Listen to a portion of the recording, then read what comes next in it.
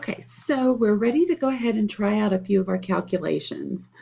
And we're going to start out with the future value calculation for a single sum. And we've got our problem pulled over from our other video segment, and we have our table pulled from the internet. So we're going to start out calculating this manually, and then we're going to calculate it using Excel. So our problem here is a young man is saving for college. He receives $400 for his birthday today. If he puts that money in an account earning 8% interest, how much will he have to put towards tuition in 7 years? So a couple of key words in this problem. The first one is that he receives $400 today. So that is going to tell us that the present value is $400.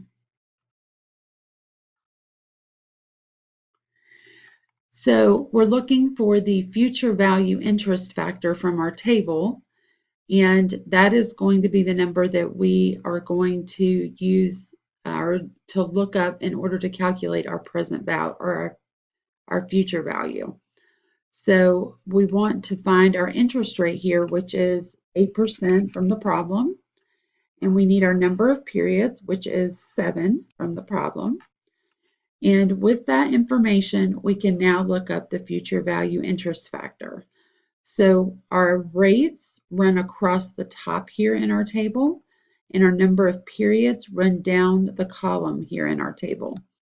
So we're going to come across here to 8%, and we're going to come down to 7, and we're going to find the intersection there. So that's 1.714.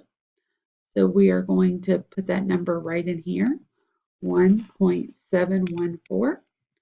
And that's all we need there. So now to find our future value of our $400, all we have to do is multiply. So we're going to take our $400 times our 1.714, and we would have $685.60 in 7 years if we were to put that lump sum in a bank account and just leave it there.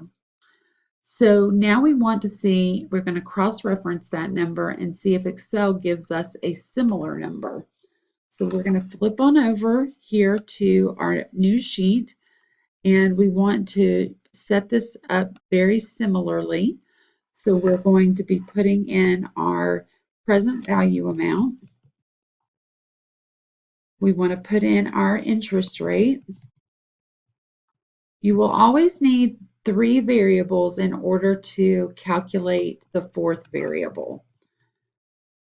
So it's usually going to be a similar set of variables. We'll always have interest rate. You'll probably always have periods, and you'll usually be finding either present value or future value.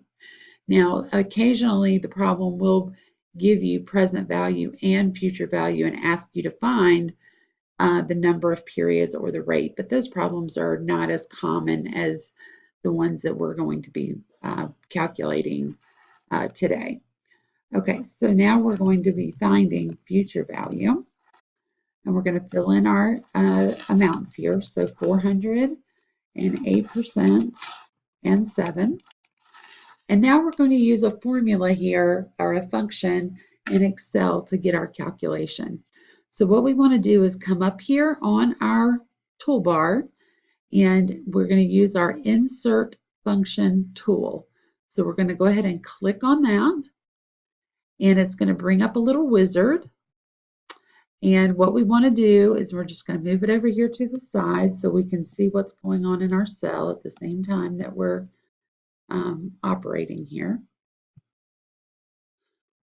And we want to type in a description of what we want to do here. So we want to find the future value.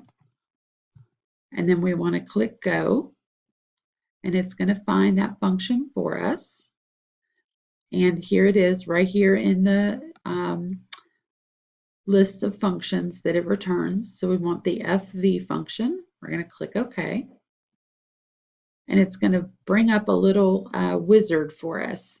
So what we want to do in this wizard is we always want to go and click on the cell where the number is contained.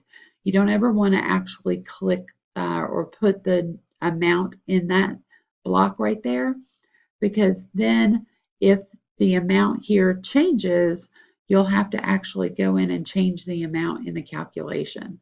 So you don't want to do that. You want to set it up so that you could change these amounts and your answer would automatically change. So for the rate, we want to just click on that 8%. For our number of periods right here, you want to come down and click on your 7. We do not have a payment because this is not an annuity problem. We want to shoot down here for PV, and these numbers, either your payment, your present value, or your future value, always have to be entered in as a negative, and you can think of it as the money flowing out. So you want to put in your negative sign and click on your 400, and then we can click OK. And you'll see here that we got a very similar answer. Sometimes these will be off just a little bit from the tables, and it's due to the rounding in Excel.